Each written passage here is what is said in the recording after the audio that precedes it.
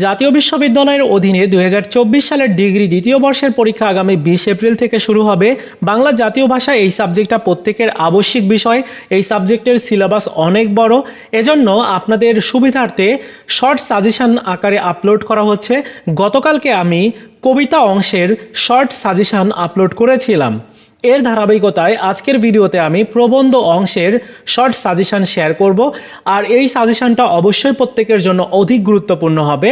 পুরো সাজেশনটা দেখলেই আপনারা বুঝতে পারবেন। সম্পূর্ণ কথাগুলো আমার শুনুন, কি কি পড়বেন আপনি সেই বিষয়ে একটু জানুন আগে।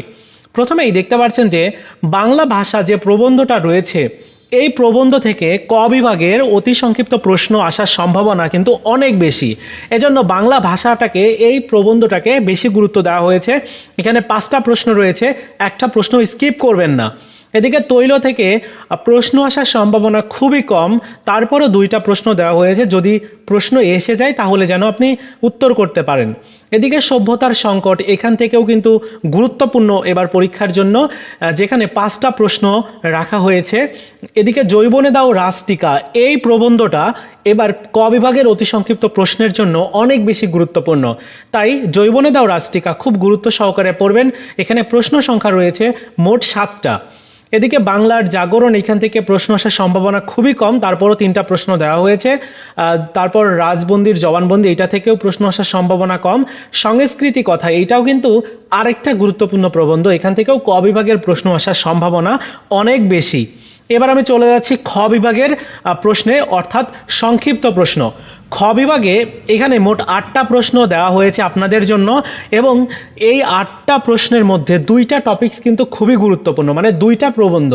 একটা হচ্ছে বাংলা ভাষা, আরেকটা হচ্ছে সংস্কৃতি কথা। এই 2টা প্রবন্ধ থেকে এইবার 2024 সালের প্রশ্ন আসার সম্ভাবনা কিন্তু 100% রয়েছে। আপনারা প্রত্যেকেই জানেন যে প্রবন্ধ অংশ থেকে 2টা প্রশ্ন থাকে, এবং এটা খ বিভাগেও 2টা প্রশ্ন থাকে, গ বিভাগেও 2টা প্রশ্ন থাকে। তাই ওই 2টা প্রশ্ন কমন পাওয়ার জন্য আপনাদের সুবিধার জন্য এরকমটা করা হয়েছে।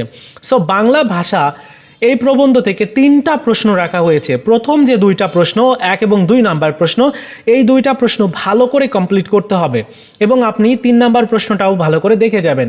মানে বাংলা ভাষা থেকে প্রশ্ন আসার সম্ভাবনা 100%, যার জন্য প্রশ্ন 3টা দেওয়া হয়েছে। তৈল থেকে প্রশ্ন আসার সম্ভাবনা রয়েছে, এজন্য মাত্র একটা প্রশ্ন দেওয়া হয়েছে। বাংলার জাগরণ থেকে একটা প্রশ্ন দেওয়া হয়েছে, খুব বেশি গুরুত্বপূর্ণ না, তারপরেও পড়ে যাবেন। এদিকে রাজবন্দির জবানবন্দি থেকে একটা প্রশ্ন দেওয়া হয়েছে, এটাও গুরুত্বপূর্ণ একটা প্রশ্ন। তারপর সংস্কৃতির কথা যেটা বলছিলাম, যে এই প্রবন্ধ থেকে কিন্তু 2টা প্রশ্ন অ্যাভেলেবেল দেওয়া হয়েছে, এবং এই 2টা প্রশ্ন ভালো করে কমপ্লিট করে যেতে হবে। তার মানে আপনি যদি 8টা প্রশ্নের মধ্যে এই যে 5টা প্রশ্ন কমপ্লিট করেন, বিশেষ করে বাংলা ভাষার থেকে 3টা এবং বাকি সংস্কৃতি কথা থেকে 2টা, এই 5টা প্রশ্ন কমপ্লিট করলেই কিন্তু আপনি দেখবেন যে এখান থেকেই কমন পেয়ে যাবেন। তারপরও আপনি ওই যে তৈল বা বাংলা জাগরণ এবং রাজবন্দির জবানবন্দি, এগুলো কিন্তু একটু পড়ে যেতে হবে। এরপর আমি গ বিভাগের প্রশ্ন দেখাচ্ছি। গ বিভাগেও এখানে 8টা প্রশ্ন রাখা হয়েছে, যেখান থেকে 3টা প্রবন্ধ খুবই গুরুত্বপূর্ণ, পরীক্ষাতে আসার মতো। জৈবনে দাও রাষ্ট্রিকা, এটা তো ভেরি ভেরি ইম্পর্টেন্ট। তারপর বাংলার জাগরণ, এইটাও কিন্তু গুরুত্বপূর্ণ, এবং তৈল, এই 3টা প্রবন্ধ অধিক গুরুত্বপূর্ণ এইবার আপনাদের পরীক্ষার জন্য।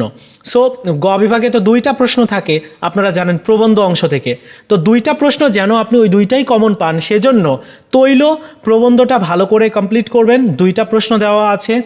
এদিকে জৈবনে দাও রাষ্ট্রিকা, এখান থেকে একটা প্রশ্ন রাখা হয়েছে, কারণ জৈবনে দাও রাষ্ট্রিকা প্রবন্ধের খুব বেশি গুরুত্বপূর্ণ প্রশ্ন আমি দেখিনি, যার জন্য একটা প্রশ্নই রাখা হয়েছে। এদিকে আপনার প্রশ্ন রাখা হয়েছে হচ্ছে তো বাংলার জাগরণ, এখান থেকে কিন্তু 2টা প্রশ্ন রাখা হয়েছে, এবং সংস্কৃতির কথা থেকে 2টা প্রশ্ন রাখা হয়েছে। সো তৈল সংস্কৃতির কথাও এইটাও কিন্তু গুরুত্বপূর্ণ, কারণ সংস্কৃতির কথা এই পর্যন্ত একবার পরীক্ষাতে আসছে, তাহলে 2024 আসার সম্ভাবনা রয়েছে, যার জন্য 2টা প্রশ্ন আমি রেখেছি। এইটাও কিন্তু একটু গুরুত্ব সহকারে পড়ে যেতে হবে। এবং জৈবনে দাও রাষ্ট্রিকা, এখানে একটা প্রশ্ন রাখা হয়েছে। যদি আপনার কাছে মনে হয় যে আরও গুরুত্বপূর্ণ প্রশ্ন রয়েছে আপনার বইয়ে বা গাইডে, তাহলে সেগুলো একটু দেখে যাবেন। হ্যাঁ, সো এই হচ্ছে পুরো সাজেশনটা, মানে শুধুমাত্র স্পেসিফিক প্রবন্ধের উপরে এই সাজেশনটা তৈরি করা হয়েছে। বাংলার সাজেশনটাও কিন্তু গতকালকে দেওয়া হয়েছিল এবং আজকে প্রবন্ধেরটা দেওয়া হলো, এবং আগামীকাল দেওয়া হবে হচ্ছে গল্পের একটা শর্ট সাজেশন, মানে গল্পের উপরে। সো আপনারা যদি এই দুইটা সাবজেক্টের সাজেশানের, মানে এই দুইটা অংশের সাজেশানের যদি ডাউনলোড করতে চান, পিডিএফ যে দুইটা দেখতে পাচ্ছেন, তাহলে এই ভিডিওর প্রথম পিন কমেন্টসে আমি কবিতা এবং প্রবন্ধ দুইটারই ডাউনলোড করার লিঙ্ক দিয়ে রেখেছি। আপনারা একটা ক্লিক করে ডাউনলোড করে নেবেন এবং অবশ্যই এই চ্যানেলটিকে সাবস্ক্রাইব করবেন পরবর্তী আপনাদের অন্যান্য সবগুলো সাবজেক্টের শর্ট সাজেশনগুলো পাওয়ার জন্য। তো বন্ধুরা, এই ছিল আজকের মতো ভিডিও। দেখা হচ্ছে নতুন ভিডিওতে। ভালো থাকুন সবাই, ধন্যবাদ।